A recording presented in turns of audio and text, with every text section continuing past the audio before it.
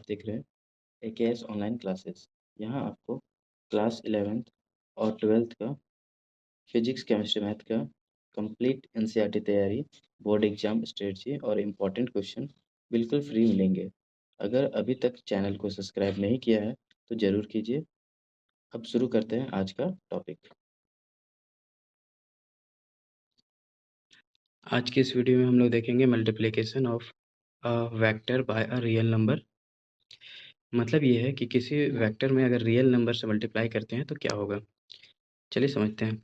When we multiply a vector by a real number lambda, then we get a new vector along the direction of vector A, and its magnitude becomes lambda times the magnitude of given vector। मतलब ये है कि जब भी हम लोग किसी vector में अगर हम लोग लैम्डा से मल्टीप्लाई कर देते हैं तो उस वेक्टर का जो मैग्नीट्यूड होगा वो हो जाएगा लैम्डा टाइम्स ए का, और जो वेक्टर इसका जो डायरेक्शन होगा वो ए के डायरेक्शन में होगा।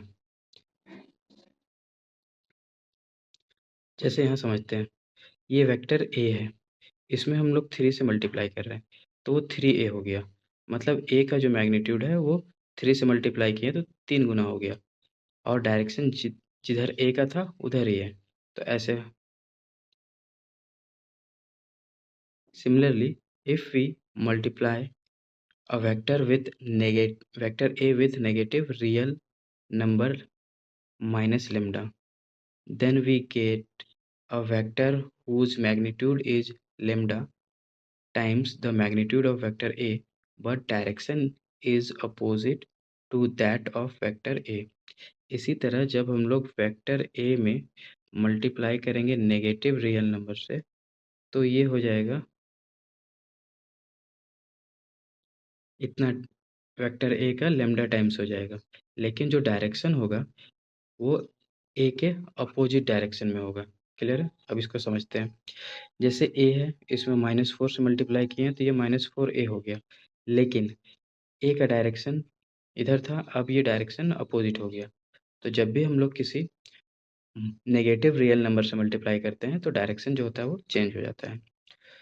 दूसरा point, if we multiply a constant velocity vector by time, we will get displacement vector in the direction of velocity vector. तो जब हम लोग वेलोसिटी वेक्टर में टाइम से मल्टीप्लाई करते हैं तो हम लोग डिस्प्लेसमेंट वेक्टर मिलता है, और इसका जो डिस्प्लेसमेंट वेक्टर का जो डायरेक्शन होता है वो वेलोसिटी वेक्टर के डायरेक्शन के अलोंग होता है। अब समझते हैं रिजल्टेंट वेक्टर क्या होता है। The resultant vector of two or more vector is defined as the single vector which produces the same effect as two or more vector combinedly produces. Resultant vector एक ऐसा वेक्टर है जो single vector है और ये same effect produce करेगा जितना कि 2 या 2 से अधिक वेक्टर मिलके करेगा। क्लियर है? अब यहाँ पे 2 केस होता है। Case 1, when 2 vectors are acting in the same direction. जब 2 वेक्टर सेम डायरेक्शन में होगा तो क्या होगा। Consider the vectors a and b are acting in the same direction as on below. मान लेते हैं वेक्टर a और वेक्टर b है जो दोनों सेम डायरेक्शन में है। अब क्या होगा देखते हैं। Then the resultant of this vector is given by a vector having direction as same as that of vector a and b, and the magnitude of the resultant vector will be equal to the sum of respective vector a vectors, that is a plus b।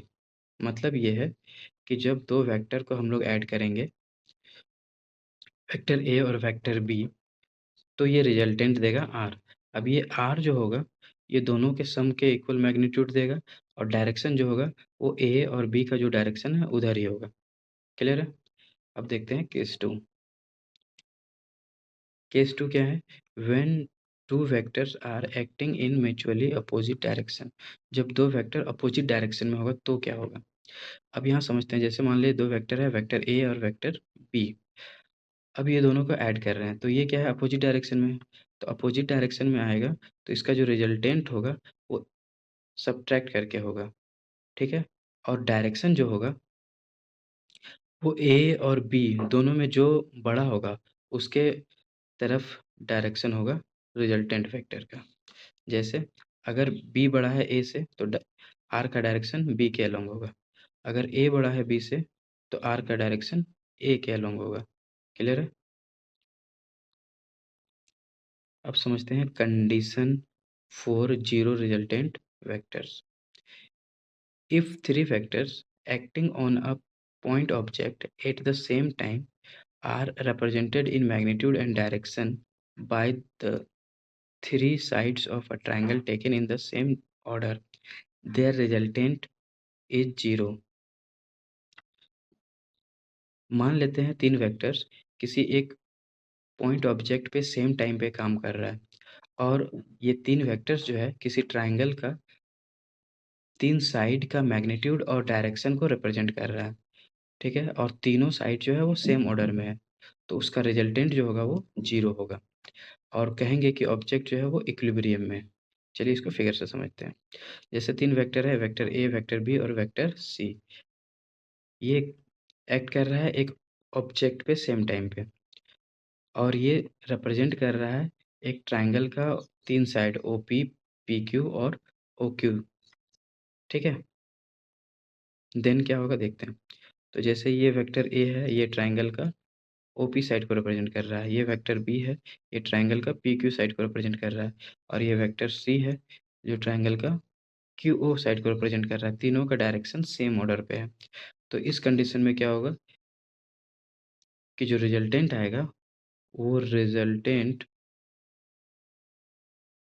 0 होगा और object को कहेंगे कि वो equilibrium में है, ठीक है? इसका फॉर्मूला अगर देखेंगे तो ए बाय ओ पी, जैसे ये ए है और ये साइड ओ पी, इसी तरह बी बाय साइड क्या है पी क्यू और सी बाय साइड क्या है ओ क्यू। क्लियर है? तो आज के लिए इतना ही। अगर वीडियो आपको अच्छा लगे तो आप इसको लाइक कीजिए, चैनल को सब्सक्राइब कर लीजिए और इस वीडियो को अपने दोस्तों तक भी शेयर कीजिए।